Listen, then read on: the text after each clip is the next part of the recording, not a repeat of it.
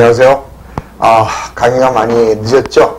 굉장히 힘들었습니다. 2주 동안 뭐 이렇게 일이 겹치는지 그냥 몸도 피곤하고 우환도 생기고 해서 많이 늦어졌습니다. 대단히 죄송하고 이제 이번 주부터는 좀 빠른 속도로 진행을 할 거니까요.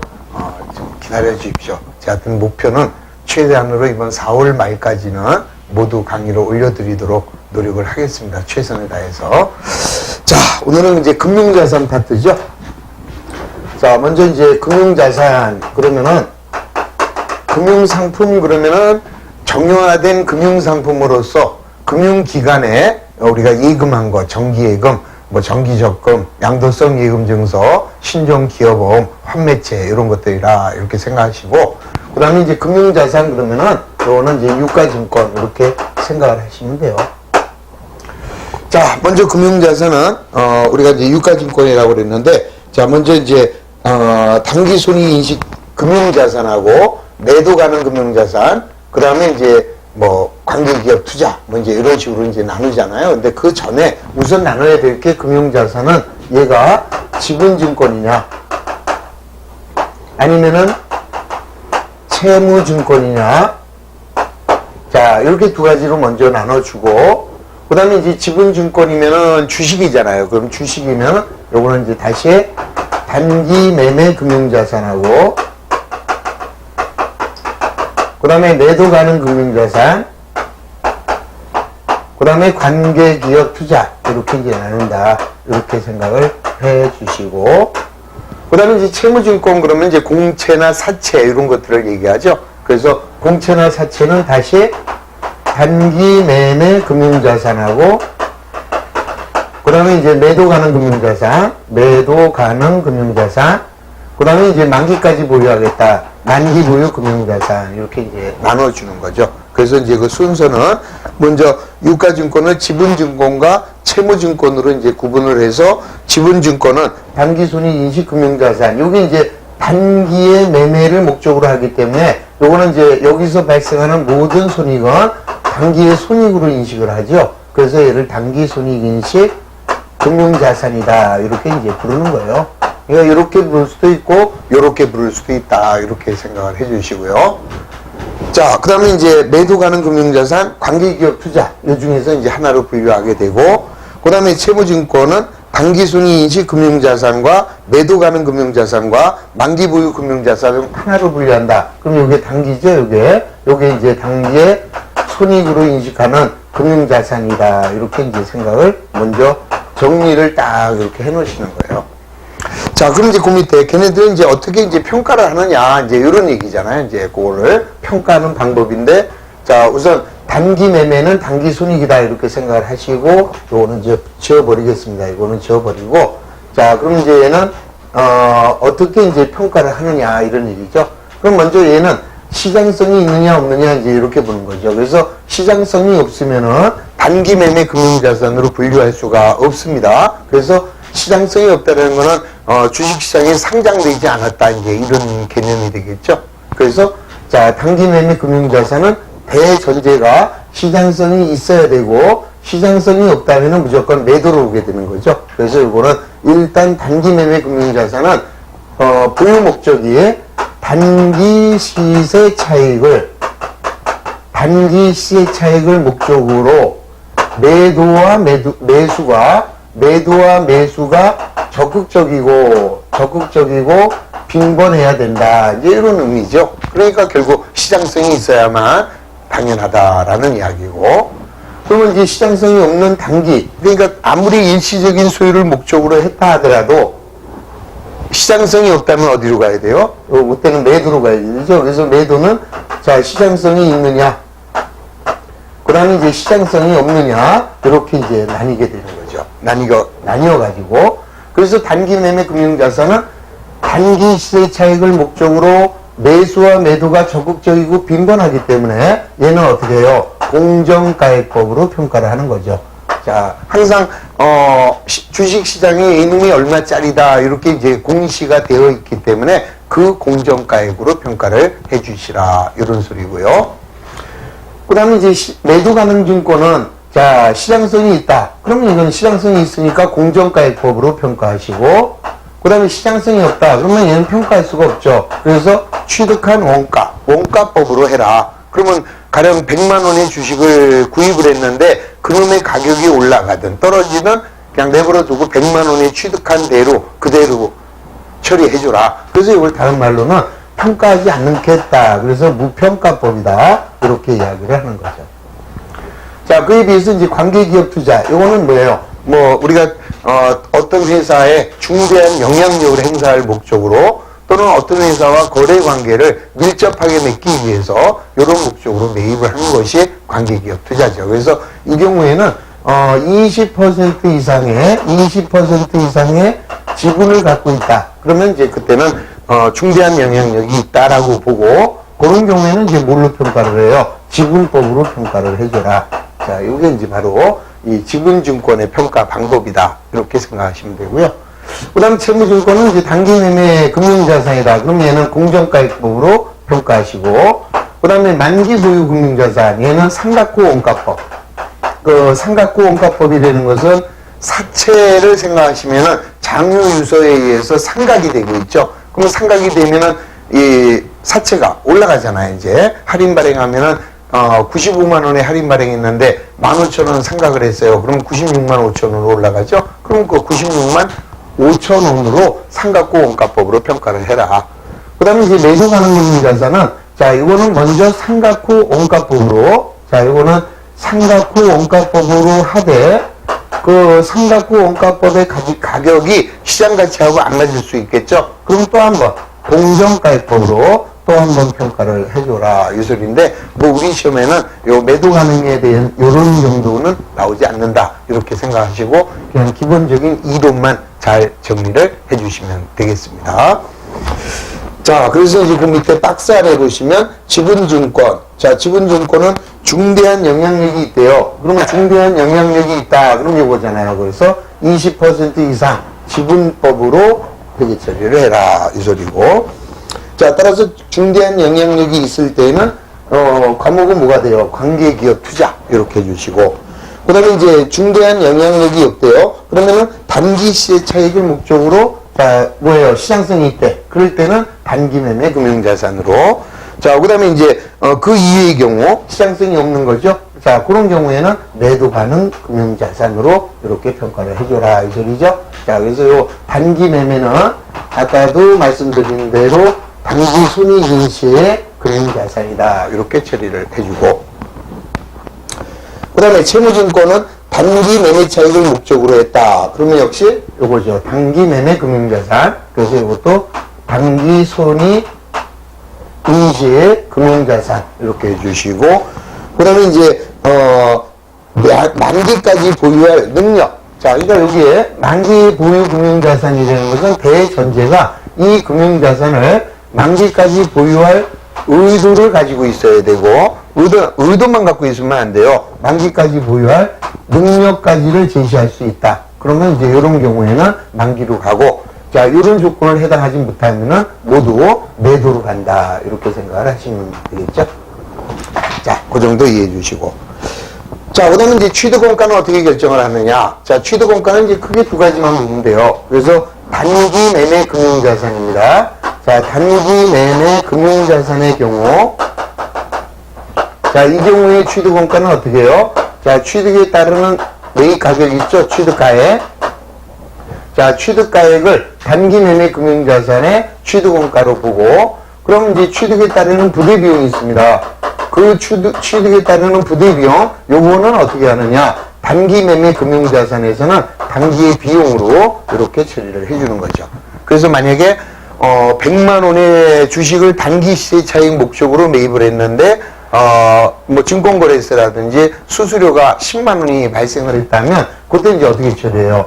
자, 먼저 단기 매매 금융자산은 우선 100만 원에 취득을 했고, 취득 부대비용이 10만 원이 따로 들어갔으니까 요거는 지급 수수료로 이렇게 처리를 해라 이 소리죠. 그래서 단기 비용으로 처리하고, 그 다음에 뭐 수표를 발행하면 당좌 예금 이렇게 해서 110 이렇게 얹어버리면 되는 거죠. 다만 단기 매매 금융자산을 제외한 뭐 매도나 관계기업이나 매도나 만기. 자, 이런 경우에 취득 부대 비용은 어떻게 해요? 자, 기타의 경우는 요 단기 매매 금융자산을 제외한 나머지의 경우에는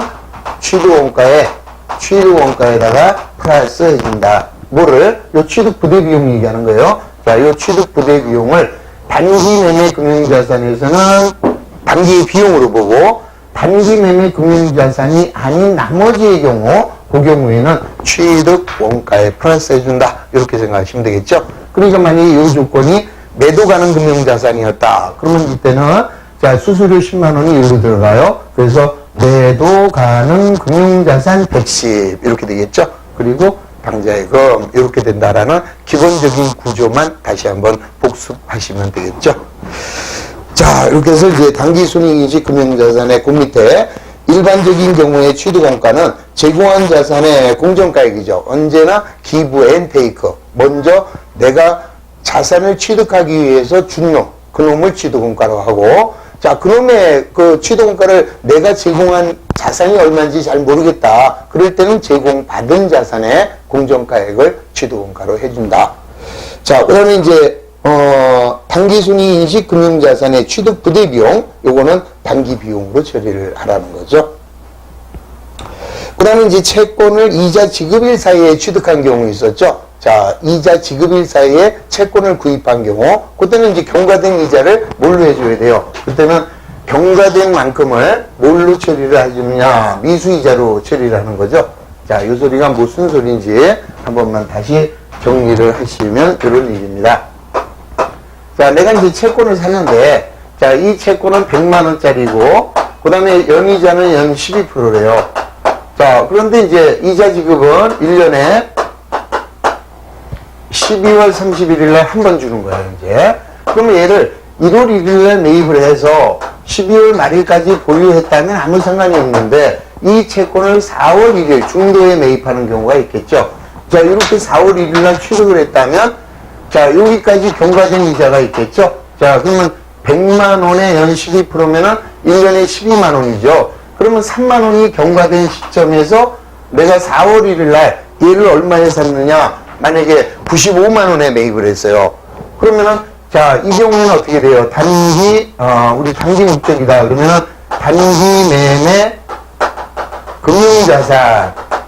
그 다음에 이 현금은 얼마가 나갔느냐? 95만원. 이렇게 95만원이 나가면, 요 95만원 속에는 경과된 이자 3만원이 포함되어 있다. 이 소리죠. 그래서 얘를 취득가액을 92만원으로 해주고, 그 나머지 차액, 경과된 이자를 미수이자, 이렇게 처리를 해주자. 이 소리죠.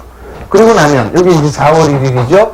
그러면 12월 말일날 나는 이 회사로부터 얼마를 받게 돼요?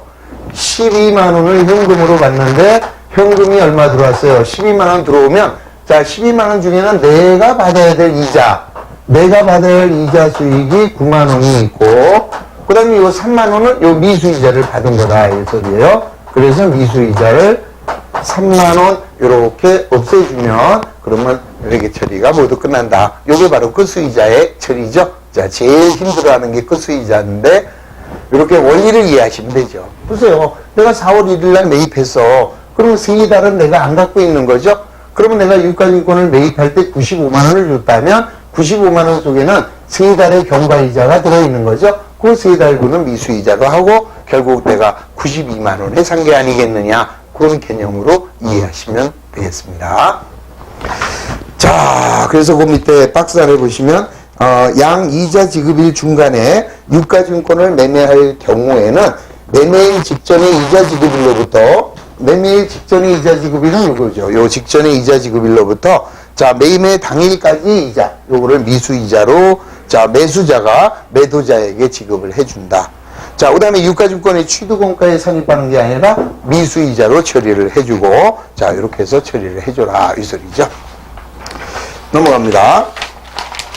그 다음에 이제 단기 손익인식 금융자산을 보유하고 있다가 보면 보유하고 있는 중에 주식이다 그러면 배당을 받을 거예요. 그럼 배당을 받을 때 현금으로 배당받을 수도 있고 주식으로 배당받을 수 있죠. 그래서 현금으로 배당받으면 배당금 수익, 그 다음에 주식으로 배당받았어요. 그때는 아무런 회계 처리할 필요가 없죠. 그리고 내가 갖고 있는 주식의 단가만 조정을 해주면 되겠죠. 자, 언제나 이 주식의 취득원가는 내가 그놈을 사기 위해서 제공한 자산의 공정가액으로 평가를 하는데, 내가 국민은행 주식을 10주 갖고 있었어요. 100만 원에, 한 장에 10만 원씩 해서 100만 원에 샀는데, 국민은행에서 한 장을 나한테 주식으로 배당을 했어요. 그러면 나는 나간 돈은 100만 원 그대로죠. 그런데 주식 수는 11주가 됐죠. 그래서 100만 원을 11주로 나눠서 한 장당 단가만 조정이 되는 것이지 회계 처리할 필요가 없다. 이런 얘기가 되겠습니다. 자, 따라서 현금으로 배당을 받으면 배당금 수익으로 처리하고, 주식으로 배당을 받은 경우에는 회계 처리하지 않고 주식 수가 1주 더 늘어났죠. 주식 수가 증가된 만큼 단가만 조정을 해줘라. 그 다음에 채권의 경우에는 내가 이자만 받겠죠. 뭐. 그래서 이자 수익으로 처리를 하고. 자, 그 다음에 단기손익인식 금융자산의 평가. 자, 먼저 단기손익인식 금융자산은 자, 매입한 가격을 종목별로 해서 개별법으로 또는 자, 이동평균법이나 총평균법 등 합리적인 방법으로 이 단가를 취득원가로 기록을 해줘라. 이 소리입니다. 자, 따라서 단기손익인식 금융자산은 매입 가격을 종목별로 하여 개별법, 총평균법, 이동평균법 또는 기타 합리적인 방법을 적용하여 취득원가를 산정하고, 언제나 공정가액을 재무상태표가액으로 해라. 공정가액법이라는 거 이해하셨죠?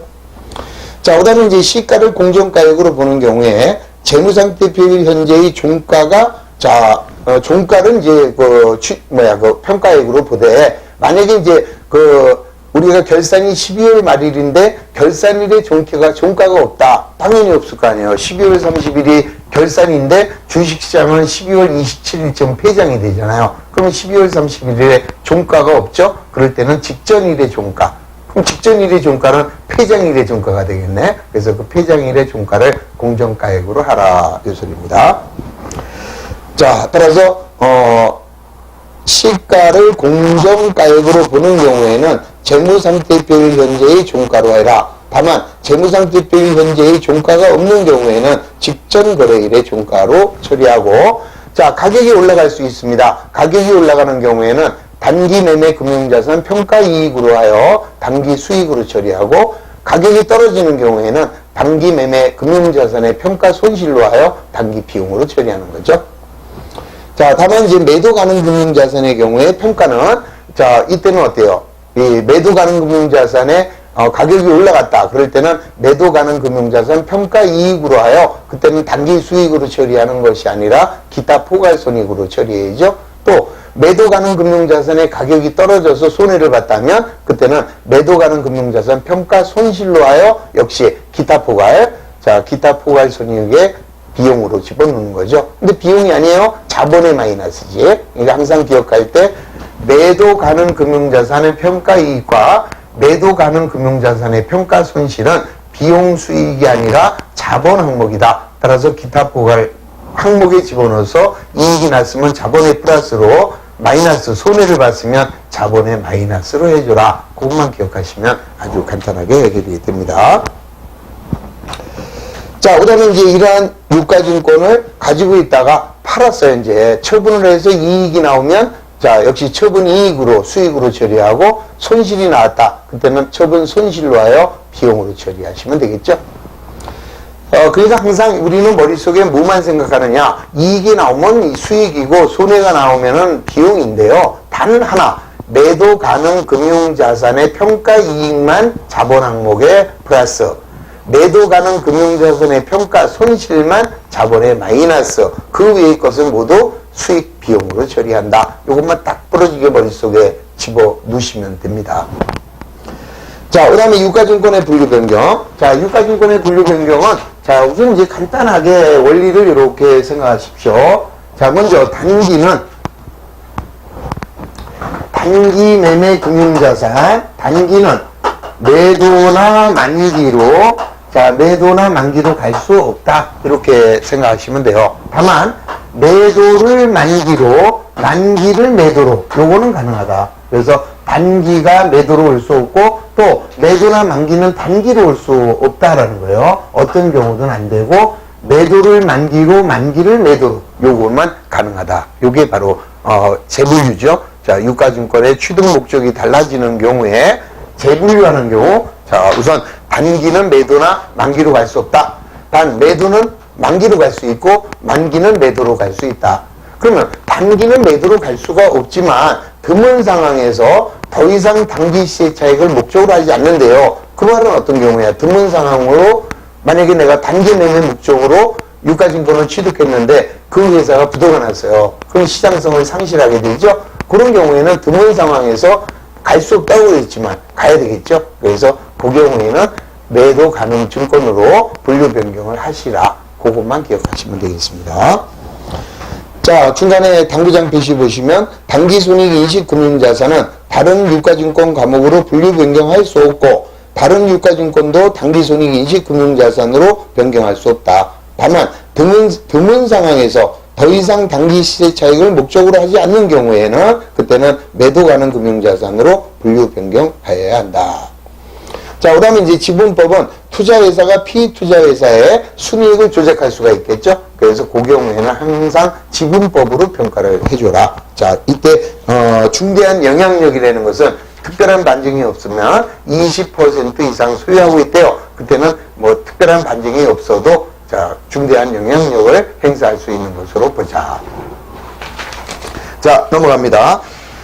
뭐 아까 다 설명한 거죠. 자, 매도 가능 금융자산이 시가가 하락했어요. 자, 그 경우에는 시장성이 없으면 매도 가능 금융자산 손상 차손으로 처리한다. 이 말은 뭐냐면은 요거 우리 아까 매도 가능 금융자산이 시장성이 있는 경우가 있었고 자, 시장성이 없는 경우가 있었잖아요. 그럼 뭐 시장성이 없는 애가 가격이 하락을 했다 이 소리야. 그런 경우에는 어떻게 됐어요? 이거는 평가하지 않는 거잖아요. 무평가법이니까 얘는 할 필요가 없는 거고 시장성이 있는 경우에만 자, 평가이익 기타 포괄로 가는 거죠. 자, 기타 포괄이익 그 다음에 가격이 떨어지면 기타 포괄 손실에서 자본의 플러스 마이너스 하는 거죠. 근데 여기 또 뭐라고 써놨어요? 시장성이 없으면 매도 가능 금융자산 손상 차손으로 처리해라. 말이 안 되죠? 말이 되는 거죠. 어떤 경우냐 하면은 우리가 시장성이 없는 매도 가능 금융자산인데요.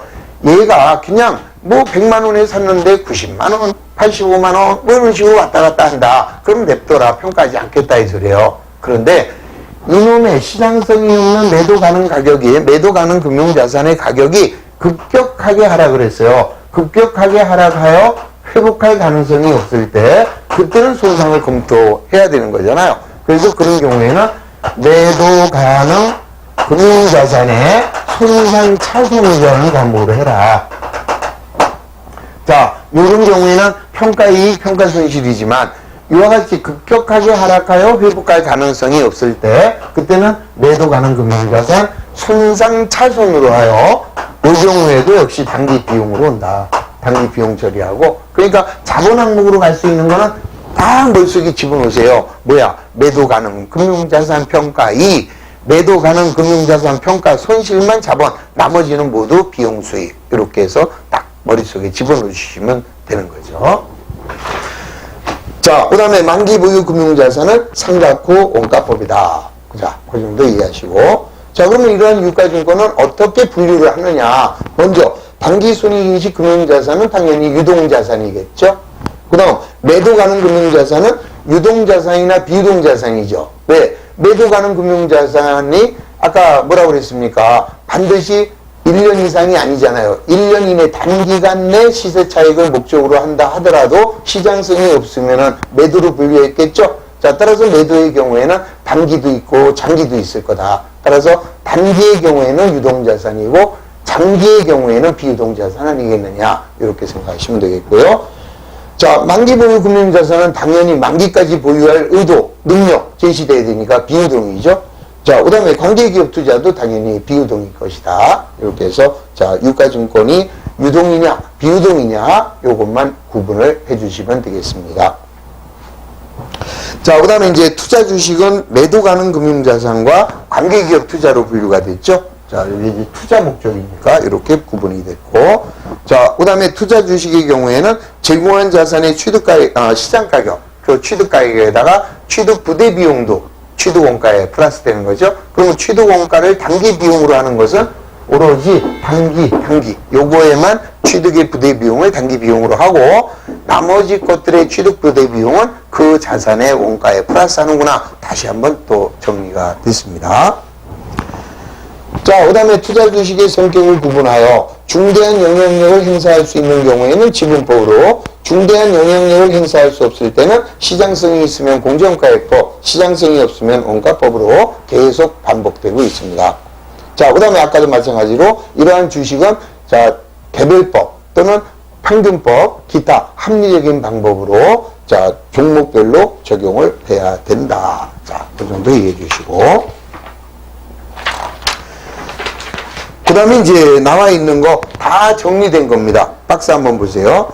투자 주식의 평가 방법. 중대한 영향력을 행사할 수 있는 경우에는 지분법으로 평가해라. 그래서 거기에 손익이 생길 수 있죠. 그럴 때는 지분법 손익. 그래서 단기 손익으로 처리하고, 또 가격이 떨어지거나 이런 경우에도 인식을 할 필요가 없어요. 무조건 지분법인 경우에는 그 지분만 갖고 따져줘라 이 소리고.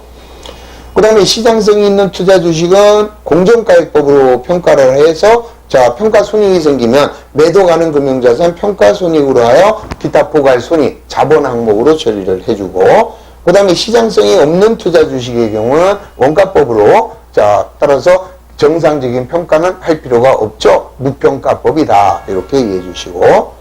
그런데 이러한 시장성이 있는 투자 주식이나 시장성이 없는 투자 주식의 가격이 급격하게 하락했대요. 급격하게 하락하여 회복할 가능성이 없다. 그럴 때는 매도 가는 금융자산 손상차손으로 한다. 이랬잖아요. 자, 그래서 이제 거기 감액이 됐을 때는 매도 가는 금융자산 손상차손으로 하여 손상이라는 말 나오면 요 말이 나오면 무조건 단기 비용이죠. 자, 이렇게 단기 비용인데 여기서 이제 중요한 게 하나 나옵니다. 이렇게 회복할 가능성이 없어서 이렇게 해놨는데 얘가 회복이 됐다 이 소리예요. 얘가 회복이 될 때는 어떻게 되느냐? 이때는 시장성이 있는 녀석의 경우에는 이때는 매도 가는 금융자산의 손상차손이 되돌아온 거 아니에요. 그래서 그때는 자본 항목으로 하는 거고, 그 다음에 시장성이 없는 녀석, 이 녀석이 이제 회복이 됐을 때 그때는 환입으로 하여 단기 수익으로 해라 이 소리입니다. 그게 이제 제일 끝에 나와 있는 거죠. 자, 손상이 됐을 때는 어떤 경우든 매도 가는 금융자산 손상차손으로 하여 단기 손실로 처리하는데, 그랬다가 회복이 되는 경우에 자, 그 경우에는 시장성이 있는 놈은 자본 항목으로 집어넣어요. 매도 가는 금융자산의 평가이익으로 하여 자본 항목으로 처리하고, 그 다음 시장성이 없는 놈의 경우, 그 경우에는 매도 가는 금융자산 손상차손 환입으로 해서 그때는 단기의 수익으로 처리해라. 그게 이제 차이가 나는 거죠. 그래서 무조건 요 매도 가능 중에서 시장성이 있는 놈, 그거는 무조건 자본 이렇게 처리하는 거예요. 자본 플러스 기타 포괄 손실, 가격이 급격하게 떨어져서 회복할 가능성이 없는 경우, 이때는 손상차손하여 단기 비용으로 처리했지만, 얘가 만약에 회복이 된 경우에는 다시 자본 항목으로 오게 되고, 이놈이 시장성이 없는 놈이 회복이 됐을 때는 그때는 어때요? 손상차손 환입으로 해서 걔는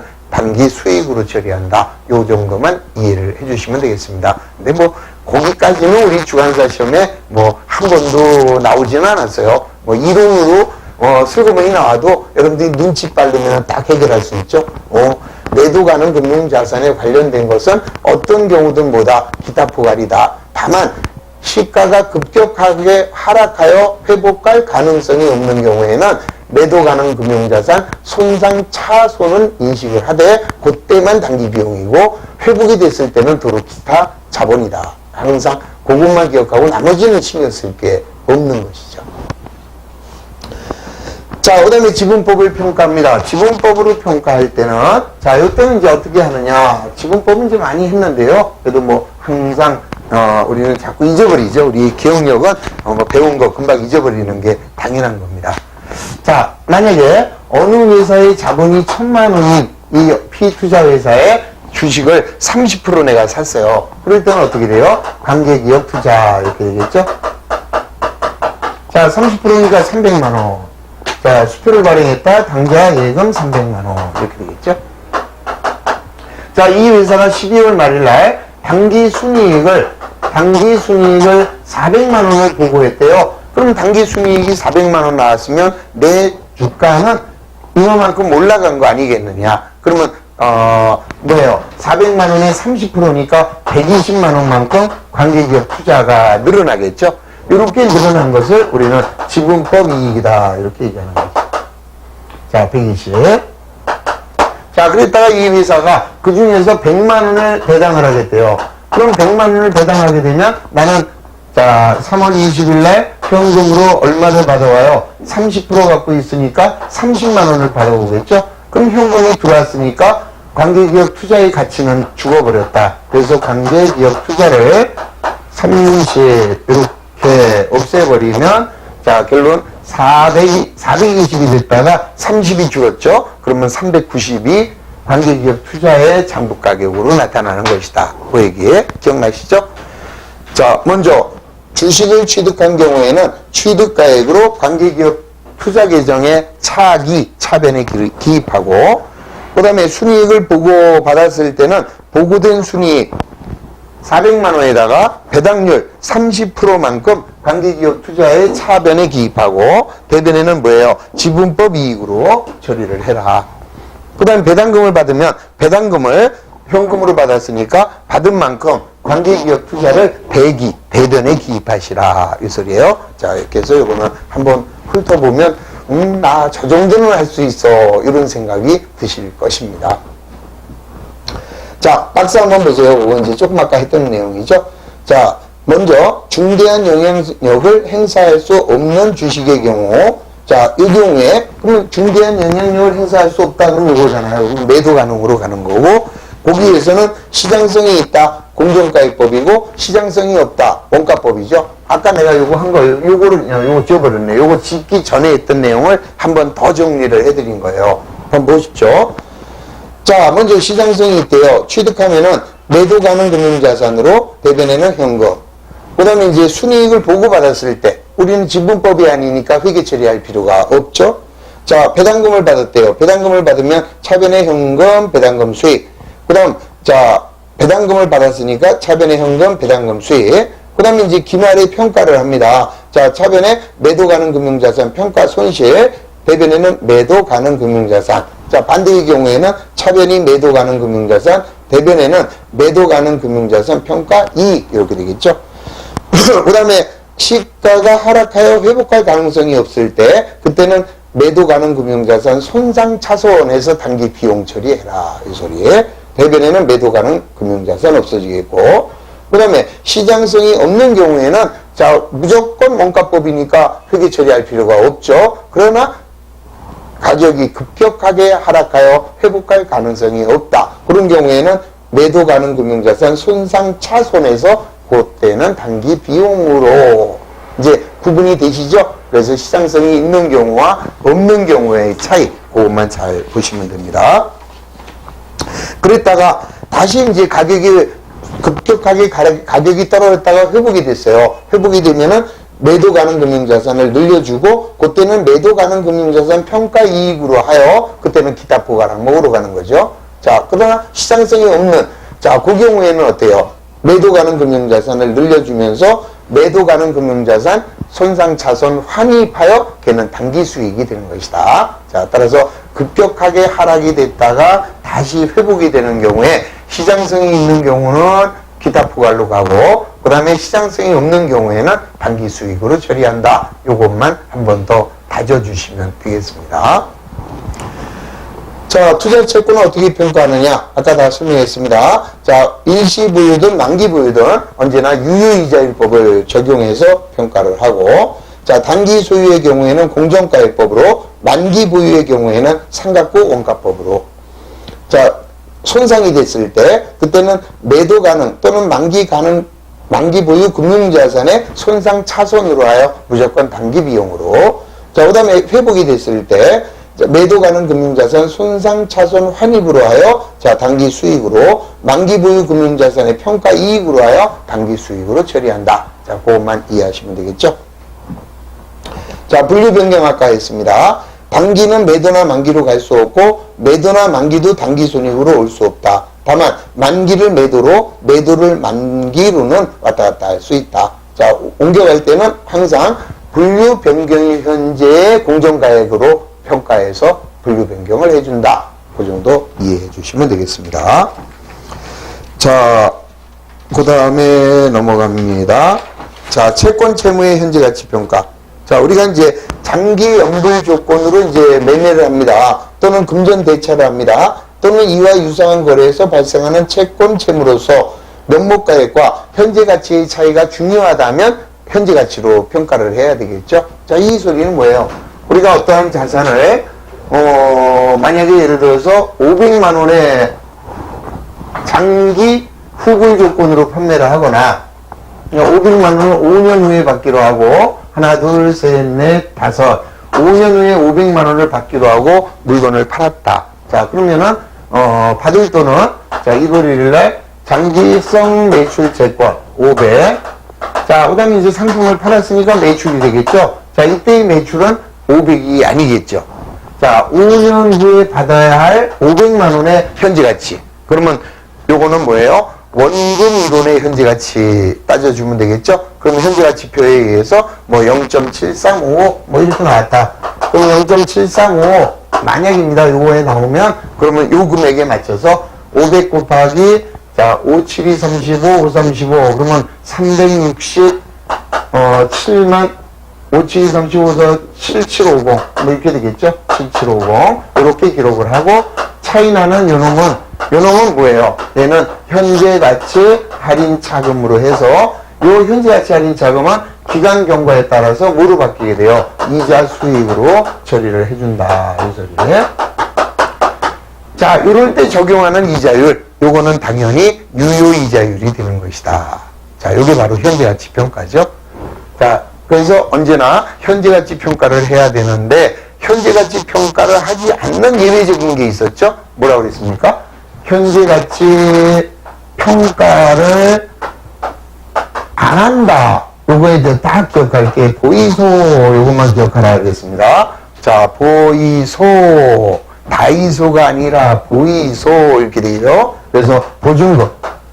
그 다음에 이연법인세. 그 다음에 시의시죠. 그래서 선급금이나 선수금. 자, 요거는 현재 가치 평가 대상이 아니다. 요것만 꼭 기억을 해 주시기 바랍니다.